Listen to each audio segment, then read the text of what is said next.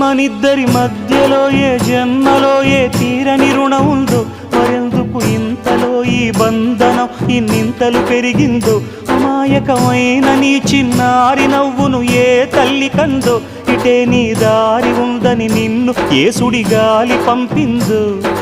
పాపం పుణ్యం దేవుడికెరుక, పేదకు దొరికిన బంగారు కణిక, పాలు వెన్నాలేవని అనక ప్రేమను తాగి పెరగవెసిలక.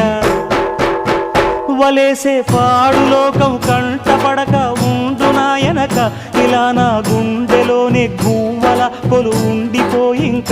ఇటే పోస్తే ఎమున్నైనా నిలేస్తానే, మరింక ఏ కీడు నీ వంక రాలేదు.